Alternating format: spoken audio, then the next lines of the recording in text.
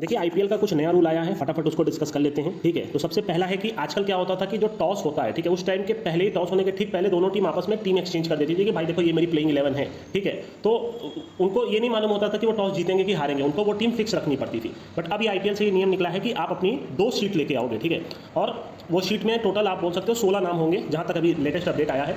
और अगर आप मान लो पहली बैटिंग करते हो तो वाली शीट थमाओगे टॉस होने के बाद। अगर आप पहली बॉलिंग करते हो तो जो बॉलिंग की शीट है वो आप थमा दोगे अपोजिशन कैप्टन को कि देखो भाई हमारी ये टीम खेल रही है। ठीक है, तो इसमें फायदा क्या हो जाएगा कि कई बार ऐसा होता है कि चेस के हिसाब से आपको दूसरी टीम उतारनी पड़ती है ना, आप फर्स्ट बैट कर रहे हो तो दूसरी टीम उतारनी रहती है, तो यहाँ एक सुविधा हो गई। ठीक है, तो एक अच्छा नियम है क्योंकि टॉस के बाद आप डिस्कस कर सकते हो, बता सकते हो टीम को, तो ये एक नियम हो गया। ठीक है, एक और इनका जो है कि वाइड और नो बॉल के लिए जो आजकल हम देख रहे हैं रिव्यू होता है, जैसे अंपायर जबरदस्ती का वाइड नहीं देता। काफी मैच ऐसे हैं जो मेरे को आज भी याद है, लखनऊ सुपर जायंट्स जो आखिरी में मार्कस स्टोइनिस को वाइड नहीं दिया था। ठीक है, उसकी वजह से मैच चेंज होता है, तो प्लेयर चाहे तो अंपायर के डिसीजन को बोल सकता है कि भाई आप गलत दिए हो, ये वाइड बॉल है। ठीक है, कई बार जैसे होता है कि पैड से नहीं टच हुआ, अंपायर बोलता है नहीं भाई वाइड नहीं है, तो अब बैट्समैन को मालूम है कि भाई मेरे तो पैड से टच हुई नहीं है, तो ये अंपायर के डिसीजन को रिव्यू कर सकता है। बट रिव्यू के लिए आपके पास ओवरऑल 2 ही रिव्यू रहेगा, जैसे जो डीआरएस रहता है उसमें आपके पास 2 रिव्यू रहता है ना, तो वही में ये भी इंक्लूड होगा वाइड और नो। और कहीं यहाँ गलती आपने कर दी कि भाई वाइड था, अंपायर ने नहीं दिया और आपके डिसीजन के अगेंस्ट चला गया, तो आपका वो एक रिव्यू हट चला जाएगा, तो अब आपके पास सिर्फ एक ही रिव्यू बचा। ठीक है, तो ये चीज देखने की, और ये बहुत बड़ी बात है बिकॉज कहीं ना कहीं देखा जाए तो वाइड नो अंपायर जबरदस्ती का देते हैं और बैट्समैन इसकी वजह से फ्रस्ट्रेट होता है, तो वहाँ ये ले सकता है। अंपायर आपको मालूम ही है आईपीएल में काफी पुअर अंपायरिंग होती है। ठीक है, तो ये चीजों से काफी सारी चीजों को और आप बोल सकते हो रिजॉल्व किया जा सकता है। जैसे मैं यहाँ पे सिर्फ ये बात नहीं बता रहा हूँ, और भी चीज आपको बता रहा हूँ। जैसे इन साइड में क्या होता है, अंपायर कई बार एक टीम को फेवर करता है, उसका रीजन सबको मालूम है बट मैं यहाँ नहीं बोलूंगा। ठीक है, अंपायर ने एक टीम को जबरदस्ती का उसी के फेवर में डिसीजन दे रहे, जैसे हुआ तुरंत उंगली उठा दिया, वाइड नहीं है, आप बोल सकते हो जबरदस्ती का वाइड दे दिए, तो ऐसे सिचुएशन के लिए बहुत बढ़िया बात है। ठीक है, अंपायर को भी अब डर लगेगा ये डिसीजन देने के लिए, तो ये हो गया। ठीक है, और जैसे आप देखते हो कि आखिरी के ओवर में जैसे मान लीजिए 1.5 घंटे में मैच खत्म होना है, मान लीजिए 5 मिनट और बच गया, ये नहीं खत्म कर पाए, तो आखिरी ओवर में 4 फील्डर बाहर रखो, सीधी बात है। ऐसे 5 फील्डर आप रख सकते हो आखिरी ओवर में, आखिरी 2 ओवर आप नहीं कर पाए, 4 फील्डर 5 फील्डर आप 5 की जगह 4 फील्डर आप खाली बाहर रख सकते हो, और इससे काफी मैचेस चेंज होते हैं। ठीक है, अब जैसे मान लीजिए कई बार होता है अनफेयर मूवमेंट होता है ना, जैसे मान लीजिए कि बॉलर पहले से विकेट कीपर को बोल देता है मैं लेग साइड में फेंकूंगा, ठीक है, और या तो फील्डर को बोल देता है, वो पीछे की तरफ बॉल फेंकता है, पहले से ही फील्डर भागने लग जाता है, और वो मान लीजिए बैट्समैन स्कूप करता है, वो पकड़ लिया, कैच आउट हो गया। ऐसे में कई बार जो अगर बॉल फेंकने से पहले ही फील्डर दौड़ गया है, ठीक है, तो उस केस में क्या होगा कि पेनल्टी मिल जाएगी। ठीक है, वो बॉल डेड मानी जाएगी और 5 रन की पेनल्टी आपको मिल जाएगी, तो आपको वहीं खड़े रहना है जहां आप खड़े हो। ठीक है, अनफेयर मूवमेंट नहीं होना चाहिए किसी भी सिचुएशन में। ये वाला अपन डिस्कस कर चुके हैं, और ये 15 नहीं 16 प्लेयर होगा जहाँ अभी लेटेस्ट अपडेट आया है। ठीक है, 5 प्लेयर रहेंगे और एक इंपैक्ट प्लेयर के बारे में बताऊंगा बाकी। ठीक है, अब इंपैक्ट प्लेयर खाली बच गया, इसी में काफ़ी लोगों को कन्फ्यूजन है, आइए फटाफट क्लियर करते हैं। देखिए सैयद मुश्ताक ट्रॉफी में जो नियम था वो ये नियम यहाँ नहीं है, बिकॉज इन्होंने लिखा है at any point of time. ठीक है, अपने जो उन्होंने एक पूरा लेवल दिया है, उन्होंने क्या बोला है कि आपकी मैच के किसी भी समय आप जो आपके इंपैक्ट प्लेयरों को आप इंट्रोड्यूस कर सकते हो। मान लीजिए कि आपका 19th ओवर हो गया, तो 19th ओवर हो गया, मान लीजिए कि आपकी टीम को एक ओवर में 12 रन चाहिए। ठीक है, वो सेकंड बैटिंग वाली जो टीम मैं बता रहा हूँ, उन्होंने पूरे मैच में कोई इंपैक्ट प्लेयर नहीं लिया, ये मैं अपनी अंडरस्टैंडिंग से बता रहा हूँ, और एक मैच देख के क्लियर हो जाएगा, कोई इतना ज़्यादा सोचने की बात नहीं, कोई बहुत बड़ी बात नहीं हो रही है। ठीक है, सैयद मुश्ताक अली में क्या होता था, बोथ इनिंग के 14 ओवर तक आपको इंपैक्ट प्लेयर बता देना था। आईपीएल में ऐसा नहीं बोला है, मैं यहाँ प्रिडिक्ट कर रहा हूँ कि 19th ओवर के बाद मान लीजिए कि आपकी आरसीबी खेल रही है। ठीक है, उनके विकेट गिरते चले गए और नीचे में बॉलर आ गए, 7 विकेट तक गिर गया इनका। ठीक है, उन्होंने क्या किया, एक बैट्समैन को हटा करके महिपाल लोमरोर को बैटिंग के लिए भेज दिया। ठीक है, अब मान लो महिपाल लोमरोर आपके आरसीबी में है, उनको भेज दिया कि भाई जाके तुम खेलो। ठीक है, तो वो बंदा आकर के बैटिंग कर सकता है। ठीक है, तो ये होता है इंपैक्ट प्लेयर। आप ऐसा सोचो कि इंपैक्ट प्लेयर का ऐसा है कि 11 प्लेयर तो खेलेंगे, एक एक्स्ट्रा प्लेयर भी खेलेगा। जो वो टीम शीट इन्होंने चेंज की है 16 प्लेयर की, उसमें से 11 प्लेयर रहेंगे और 5 प्लेयर में से कोई एक इंपैक्ट प्लेयर को ये भेज सकते हैं। ठीक है, बहुत सिंपल सी बात आपको बताता हूं। जैसे इंपैक्ट प्लेयर का क्या मतलब है कि एक प्लेयर को निकाल करके किसी दूसरे प्लेयर को उस मैच में लेके आया जाएगा। अब जो प्लेयर निकला है, ठीक है, वो ना तो फील्डिंग करने के लिए भी नहीं आ सकता और पूरे मैच में पार्टिसिपेट नहीं करेगा।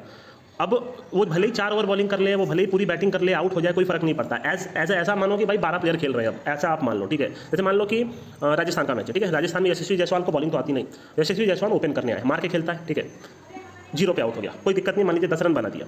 अब वो जब राजस्थान मान लीजिए पूरी बैटिंग कर लेती है, अब जब नेक्स्ट इनकी बॉलिंग आती है, तो आप जेसन होल्डर ऑलराउंडर है, अब आप उस पर पूरा भरोसा तो नहीं कर सकते। इन्होंने क्या किया, केसी करियप्पा को ले आए और बोल दिया कि भाई अब तुम हट जाओ पूरे मैच के लिए। अंपायर उसका सिग्नल दे देगा क्रॉस साइन दिखा करके, और पूरे मैच में आप केसी करियप्पा बचेंगे, वो खेलेंगे और यशस्वी जायसवाल का काम हट जाएगा। ये ऐसे ही होने वाला इंपैक्ट प्लेयर, जहां एक प्योर बैट्समैन या फिर एक प्योर बॉलर वो मैच नहीं खेलेगा। अब जैसे मान लीजिए कि मुकेश कुमार जो है आपके कहीं ना कहीं स्टार्ट में स्विंग कटाते हैं, एंड में उतनी अच्छी बॉलिंग नहीं करते हैं जैसे जहाँ मैंने देखा है। ठीक है, मुकेश कुमार को धोनी ने 3 ओवर लगा दिया। ठीक है, 3 ओवर स्टार्ट में फेंकवा दिया, हाँ भाई चलो 3 ओवर निकल गया, अब तुम ऐसे निकल जाओ, बॉलिंग बैटिंग तो आती नहीं है। और उसने क्या किया, ऊपर से शिवम दुबे को उठा लिया कि अब जब चेज आएगा हमारा तो शिवम दुबे नीचे में बैटिंग करेगा, वहाँ अपन उसको खिलाएंगे, क्योंकि मुकेश कुमार तो खेल नहीं सकता है बैटिंग में। तो इस तरीके का इनका प्लान रहेगा। पर मैं जहाँ तक समझ रहा हूँ, पूरे मैच में आप कभी भी ये काम कर सकते हो। अब इसमें कुछ एक्सेप्शन दिए हुए हैं, जैसे आप यहाँ पढ़ोगे तो वो सब लिखा हुआ है, जैसे कि कब कब आप इंपैक्ट प्लेयर ला सकते हो उससे कोई फर्क नहीं पड़ता। इनिंग के स्टार्ट में, मतलब एक इनिंग के स्टार्ट का मतलब क्या, पहली इनिंग के स्टार्ट में तो कोई लाएगा नहीं, सेकंड इनिंग के स्टार्ट में लाएगा, ठीक है। वो जो उन्होंने जो लिखा है वो क्लियर नहीं लिखा। ओवर के एंड में सीधी बात है, कोई मान लीजिए 6वां ओवर खत्म हुआ, पता चला एक बॉलर 2 ओवर में 25-30 रन मारा गया, उसको हटा दिए, ठीक है। एक बैट्समैन ले आया कि हाँ भाई चलो हट जाओ, या तो कोई एक बॉलर लेके आ गए, विकेट गिर गया, उस टाइम पे आप ला सकते हो। ये इसलिए बोला जा रहा है ताकि वो प्रॉब्लम ना क्रिएट, क्योंकि इम्पैक्ट प्लेयर आने में जाने में थोड़ा सा टाइम लगता है ना, तो ओवर के एंड में जो टाइम मिलता है उस टाइम पे आ सकता है। या तो कोई बैट्समैन रिटायर हो गया, या तो जबरदस्ती उसको रिटायर करा दिया कि भाई अब तू आ जा, तू नहीं खेल पा रहे हो, तो जगह ये जाके खेलेगा। तो ये सारी चीज़ है, ठीक है। तो इम्पैक्ट प्लेयर का मतलब एक फाइनल बार आपको बता दे रहा हूँ, कोई बड़ी बात नहीं है। राजस्थान का मैच हो रहा है, इन्होंने बैटिंग स्टार्ट की, ठीक है। यशस्वी जायसवाल बैटिंग किया, 10 बॉल पे 15 रन बना के आउट हो गया। अब सबको मालूम है बॉलिंग नहीं कर सकता, एक इम्पैक्ट प्लेयर तो पक्का आएगा, वो भले ही केसी करियप्पा को ले, मुरुगन अश्विन को ले, बिकॉज ये सब स्टार्टिंग 11 में नहीं होने वाले। क्या फर्क पड़ता है, एक एक्स्ट्रा बॉलर ले लो, इसमें भी यशस्वी जायसवाल कुछ नहीं करेगा सेकंड इनिंग में। ये हो गई एक बात। दूसरी चीज़, मान लीजिए कि बैटिंग ये लोग कर रहे हैं, राजस्थान पहली बैटिंग कर रही है और देख रही है बहुत भयंकर टर्न कर रही है पिच में, कोई नहीं प्रेडिक्ट कर सकता कि पिच टर्न है कि फास्ट की पिच है, देख रहे बहुत भयंकर टर्न कर रही है, ठीक है। तो इन्होंने क्या किया, उस हिसाब से केसी करियप्पा या मुरुगन अश्विन को ले आए, ये थिंकिंग रख के कि अब भाई चलो स्पिनर यहाँ मदद कर रहा है, ठीक है। तो उन्होंने क्या किया कि जब एक इनिंग खत्म हो गई या तो जब आउट हो गया उसी टाइम पर बोल दिया कि मेरे में ये स्पिनर आएगा। तीसरी चीज़ ये हो सकती है कि आप बोल सकते हो कि राजस्थान खेल रही है और इनके फटाफट विकेट गिर गए, 5 विकेट गिर गए, अब इनकी हालत खराब हो गई, ठीक है। अश्विन बचा है, मान लीजिए नीचे के एक प्लेयर बचे हैं। अब ये क्या करेंगे, ये फाइनल सिचुएशन है कि ये एक और बैट्समैन लेके आ जाएंगे, ठीक है, ये सोच करके कि शायद ये बैट्समैन कुछ एक्स्ट्रा रन बना दे हमारी टीम के लिए। अब एक चीज़ खाली गौर करने की, ओवरसीज प्लेयर सब्स्टिट्यूट नहीं बन सकते, ये जो इम्पैक्ट प्लेयर नहीं बन सकते। ओवरसीज प्लेयर अगर 3 है ओरिजिनल प्लेइंग 11 में, तो चौथा प्लेयर वो आ सकता है ओवरसीज को हटा करके आप इंडियन प्लेयर को ले सकते हो, ठीक है, ये भी चीज़ हो जाएगी। बट ओवरसीज अगर पहले ही 4 खेल रहे हैं तो 5वां ओवरसीज किसी भी सिचुएशन में नहीं आ सकता। तो अब मान लीजिए राजस्थान में उस मैच में मान लीजिए देवदत्त पाडिक्कल नहीं खेल रहे थे किसी रीजन से, ठीक है, या तो मान लीजिए ठीक है देवदत्त पाडिक्कल खेल रहे थे, मान लीजिए आपका ध्रुव जुवेल नहीं खेल रहे थे, राजस्थान में वो है, नीचे में इनका 5 विकेट फटाफट गिर गया। अब इन्होंने क्या सोचा यार कि हालत तो खराब हो गई, 80 पे 5 हो गया, अब क्या करेंगे, नीचे में बैटिंग तो किसी को आती नहीं बढ़िया से, तो उन्होंने ध्रुव जुवेल को बैटिंग के लिए भेज दिया कि भाई जाओ अब तुम जाके खेलो। हटाएगा वही एक प्लेयर जो ऑलरेडी बैट कर लिया है, ठीक है, यशस्वी जायसवाल। बट यहाँ एक चीज़ और आपको गौर करनी है कि अगर मान लीजिए कि शुरू का 5 विकेट गिर गया, तो अब ध्रुव जुवेल जब बैटिंग करने आएगा तो उस सिचुएशन में 12 प्लेयर हो गए आपके, बिकॉज ऑलरेडी 5 विकेट गिर गया। अब आपके 2 बैट्समैन खेल रहे हैं, ठीक है, और ऑलरेडी आपके जो प्लेइंग 11 है उसमें से भी जो प्लेयर आपके 6 प्लेयर हैं वो बचे हुए हैं, ठीक है। तो 12 प्लेयर टोटल हो गए, तो क्या 11 विकेट गिरेगा टीम का, ऐसा नहीं होगा, ठीक है। तो उस केस में एक बॉलर जो एकदम आखिरी में बैटिंग करने आएगा वो बैटिंग नहीं करेगा अगर वो टीम ऑल आउट हो जाती है तो, हाँ वो बाद में आकर के बॉलिंग करेगा, प्लेयर हटेगा यशस्वी जायसवाल। इसलिए ये चीज़ की गई है क्योंकि 12 प्लेयर थोड़ी खेल सकते हैं। ये चीज़ को मैं फाइनल क्लियर कर देता हूँ। मान लीजिए कि राजस्थान की टीम बैटिंग कर रही है, उसमें 5 विकेट उनके फटाफट गिर गए, ठीक है। अब एक 6वां प्लेयर बैटिंग कर रहा है और 7वें प्लेयर पे ध्रुव जुवेल को भेज दिया गया इम्पैक्ट प्लेयर के तौर पे। वो किसकी जगह पे आया है, यशस्वी जायसवाल की जगह पे आया जो ऑलरेडी बैटिंग कर लिया है, ठीक है। अब इसके बाद इनके आपके 5 प्लेयर और बचे हुए हैं, 5 बॉलर बचे, मान लीजिए ट्रेंट बोल्ट बचा है, यजुवेंद्र चहल बचा है, आपका मान लीजिए एडम जंपा बचा है, कुलदीप सेन बचा है, मान के चलिए ऐसे ही मैं मान रहा हूँ। अब ये 4 और इसके अलावा मान लीजिए नवदीप सैनी, सारे इन्होंने बॉलर लिए, या तो जेसन होल्डर मान लो, ठीक है। 5 प्लेयर ये हो गए, ठीक है, और 6 प्लेयर आपके 5 विकेट गिर गया है, एक 6वां प्लेयर, जो 7वां प्लेयर आपका आया है ध्रुव जुवेल, वो आया है किसकी जगह, यशस्वी जायसवाल की जगह। बट अगर अब वो खेलेगा तो उस सिचुएशन में क्या हो जाएगा कि टीम में तो 12 प्लेयर हो गए ना, क्योंकि अब मान लो अगर ध्रुव जुवेल भी आउट हो गया, उसके साथ मान लीजिए आपका होल्डर खेल रहा था वो भी आउट हो गया, ट्रेंट बोल्ट भी आउट हो गया, तो भाई 11 विकेट हो जाएगा ना। तो एक प्लेयर जो बॉलर है वो अब बैटिंग नहीं करेगा, बट वो हटा नहीं है, ये बात आपको याद रखनी है, वो बाद में बॉलिंग करने जरूर आएगा।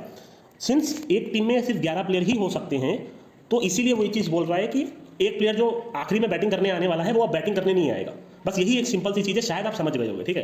तो इसमें कुछ ऐसा है नहीं, एक बार आप देख लेना समझ में आ जाएगा। मैं समझता हूँ कि जैसे चेन्नई में शिवम दुबे आ सकते हैं, या तो कोई बॉलर स्टार्ट में बॉलिंग कर दे, मान लीजिए बॉलिंग उसकी खराब हो जाए तो उसको हटा करके किसी बैट्समैन को लिया जा सकता है, या तो उस बॉलर को हटा करके कोई और अच्छे बॉलर को लिया जा सकता है, या तो मान लीजिए जो बॉलिंग कर रही है, अब जो सेकंड बॉलिंग कर रही है, मतलब फर्स्ट में मान लीजिए 150 रन बना दिया, अब सेकंड टीम की बैटिंग हो रही है, अब जो बॉलिंग टीम है वो लग रहा है यार कि मेरे को और एक बॉलर लेके आना पड़ेगा, एक बॉलर अच्छी बॉलिंग नहीं कर रहा, तो उस टाइम पे वो ला सकते हैं। मैक्सिमम केस में या एंड में ही आपको मिलेगा। चेजिंग के कुछ जो नीचे के मैच विनर्स हो सकते हैं वही आएंगे, या तो बॉलिंग में कोई ऐसा बॉलर आएगा जो शायद उस पिच के हिसाब से उस टीम को सही लगे, ठीक है।